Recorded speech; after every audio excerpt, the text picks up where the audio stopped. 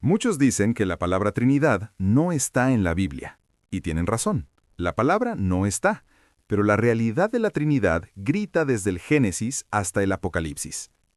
Hoy vamos a romper el mito de los tres dioses y vamos a descubrir por qué uno más uno más uno, en el lenguaje de Dios, no siempre es tres. Somos Teología Fácil. Hoy, el misterio más grande de la historia explicado para que nunca más vuelvas a dudar. Para entender esto, tenemos que viajar al Antiguo Testamento. El pueblo de Israel tenía una oración sagrada llamada el Shema. Escucha Israel, el Señor nuestro Dios, el Señor uno es. Aquí está el secreto que cambia todo.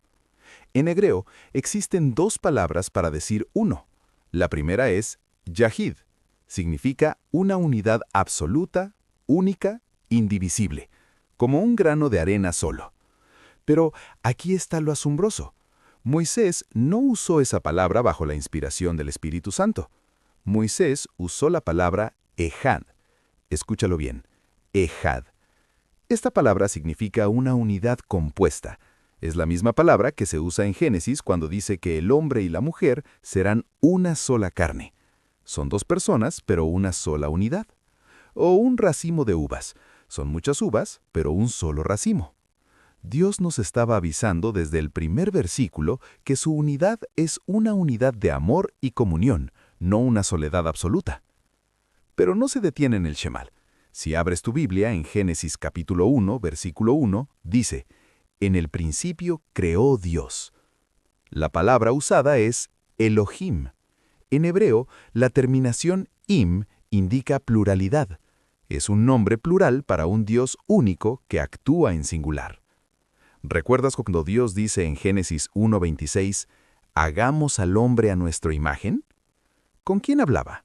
No hablaba con ángeles, porque los ángeles no crean a imagen de ellos. Hablaba en la intimidad de su propio ser. Fíjate bien en la creación. El Padre es la fuente y el arquitecto de todo. El Hijo, como dice Juan, capítulo 1, versículo 3, es la palabra viva por la cual todo fue hecho. Sin Él, nada existiría.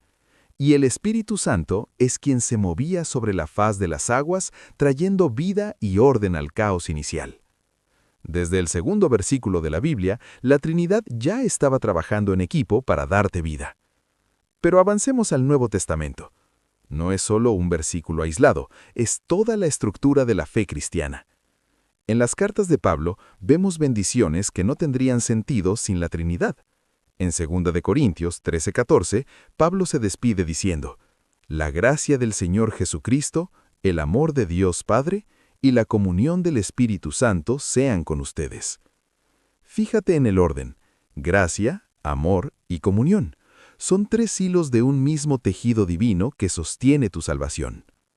Incluso el apóstol Pedro comienza su primera carta hablando de que hemos sido elegidos según el previo conocimiento de Dios Padre, mediante la obra santificadora del Espíritu, para obedecer a Jesucristo. Es imposible separar la obra de uno de la obra del otro. Si quitas a una de las personas, el plan de salvación se derrumba. En el bautismo de Jesús, en Mateo capítulo 3, versículo 7, vemos la escena perfecta.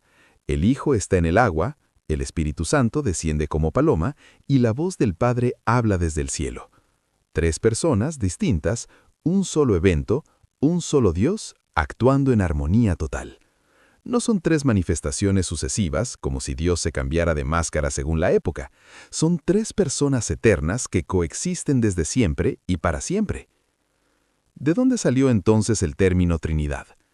No fue un invento de un emperador romano en un castillo. Fue la respuesta valiente de los cristianos perseguidos que necesitaban defender la verdad frente a las mentiras que intentaban rebajar la divinidad de Cristo.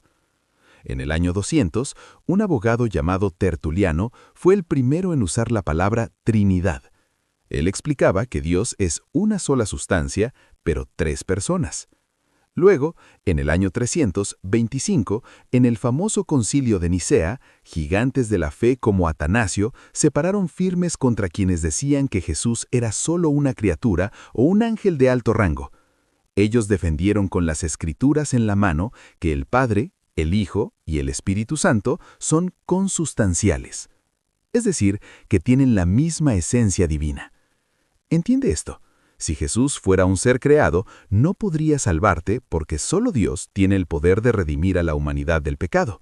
Si el Espíritu Santo no fuera Dios, su presencia en ti, como dice 1 Corintios 6:19, no podría transformarte ni darte vida eterna. Para profundizar realmente, debemos entrar en un concepto que los padres de la Iglesia llamaron pericoresis. Esta palabra describe una danza circular o una interpenetración. No imagines a tres dioses sentados en tronos separados. Imagina una unión tan perfecta, tan íntima y tan eterna que cada persona de la Trinidad habita plenamente en las otras dos sin perder su identidad. Jesús lo dijo en Juan 14:10. Yo estoy en el Padre y el Padre está en mí. Es una comunión de dar y recibir amor de forma infinita. El Padre se entrega al Hijo, el Hijo se entrega al Padre y el Espíritu Santo es el vínculo eterno de esa entrega. Pero, ¿en qué te beneficia entender esto hoy? ¿Es solo información para llenar tu cabeza? Absolutamente no. La doctrina de la Trinidad es la base de tu identidad y tu propósito en la tierra. Primero, redefine tu concepto del amor. La Biblia dice en 1 de Juan 4:8 que Dios es amor. Pero piénsalo bien. El amor necesita un objeto. Si Dios fuera una sola persona solitaria antes de crear el mundo, ¿a quién amaba? En la Trinidad, el amor no comenzó con la creación del hombre. El amor ha existido eternamente entre el Padre, el Hijo y el Espíritu Santo. El Padre es el amante, el Hijo es el amado y el Espíritu es el vínculo eterno de esa entrega. Esto significa que tú no fuiste creado para llenar un vacío o una soledad en Dios. Fuiste creado para ser invitado a participar de un banquete de amor que ya estaba completo. Tu valor no depende de lo que haces para Dios, sino de que has sido adoptado en la familia más íntima del universo. Segundo, transforma tu oración. Ya no oras a un Dios lejano, frío y distante. Como dice Efesios 2:18, por medio de Cristo tenemos entrada al Padre en un mismo espíritu. Cuando te arrodillas, estás rodeado por Dios en cada paso. Oras al Padre, por medio de los méritos del Hijo, y en el poder y la presencia del Espíritu Santo. El Espíritu es quien gime dentro de ti cuando no sabes qué decir. El Hijo es quien intercede por ti ante el trono, y el Padre es quien te recibe con brazos abiertos. Tercero, la Trinidad es el modelo perfecto para todas tus relaciones. Fuimos creados a imagen de un Dios que es comunidad. Por eso sentimos ese vacío profundo cuando estamos solos y esa plenitud cuando estamos en comunión verdadera. El matrimonio, la familia y la iglesia deben ser un reflejo terrenal de la pericoresis divina. Personas distintas que mantienen su individualidad, pero se funden en una unidad de propósito y amor. Sin la Trinidad, el cristianismo se vuelve una religión de reglas y obligaciones. Con la Trinidad, se vuelve una relación de participación activa en la vida de Dios. La Trinidad no es un problema matemático para resolver, es un misterio para adorar. No es algo que debamos descifrar con el cerebro, sino algo en lo que debemos descansar con el corazón. Ahora ya sabes que cuando oras al Padre, lo haces por medio del Hijo y en el poder del Espíritu Santo. Si este estudio te ayudó a ver a Dios de una forma más clara y profunda, suscríbete ahora mismo para más teología profunda explicada fácil. Comenta abajo la palabra Ejad para saber que entendiste el secreto de la unidad compuesta de Dios. Y comparte este video con alguien que todavía cree que los cristianos adoramos a tres dioses diferentes.